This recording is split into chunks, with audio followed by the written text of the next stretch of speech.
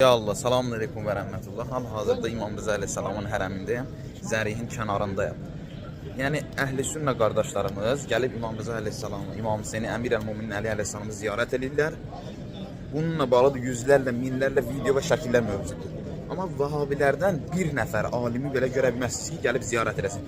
Necə olur, Vahabilər gedib Əbu Bəkr, Ömərə salam verirlər, ziyarət edirlər. Amma bununla yanaşı İmam Hüseyin Aleyhisselamı, Əmir Əl-Mumini sahabə bilirlər. Peyğəmbər sallallahu aleyhi və səlləmin ən yaxını bilirlər.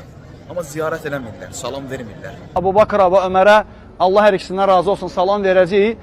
Ziyarətinə gəlmirlər. Burada paradoks var. Burada ziddiyyət var və burada qərəz var. Qərəzli şəkildə bunu edirlər. Deməli biz Bəqi qəbirstanlığındayıq. İmam Həsən, İmam Səccad, İmam Muhammed Baqir, İmam Cəfər Sadiqin qəbirləri oradadır. Orada şirk qoymurlar bizi. Gəlmişik burada, özləri isə beləncəsini qalıb qəbrin üstündə dua edirlər.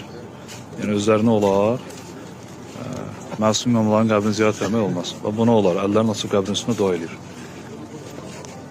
Bu şirkdir. Amma biz dua eləsək şirk olur. Və Bəqi qəbirstanlığında da gördüyünüz kimi bunu müşahidə edə bilərsiniz. 4 imamın qəbrinə belə deyək, ziyarətinə icazə yoxdur, amma o səhabələrin digər qəbirlərə icazə var. Yəni bunların iç üzü bəlli olur bundan. Və İmam Rıza Aleyhisselamı biz vasitəçi bilirik və o məqamı, şəfaət məqamını, hacətləri ki, qəbul edir, Allah ona verib. Allah Əhl-i Aleyhisselama o nuru, o mənəviyyatı verib. Və onlar bu məqamı çatıblar. Və heç kim də İmam Rıza Aleyhisselamı Allah bilmir.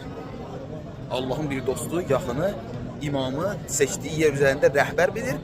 Və o rəhbər də yer üzərində bəzi, belə deyək də, xüsusiyyətləri var ki, cəmaata əl tutsun, cəmaatın yanında olsun, Əhl-i Aleyhisselamın tərəfdarlarına əl tutsun. Onlardan biri də kimdir? İmam Rıza Aleyhisselamdır.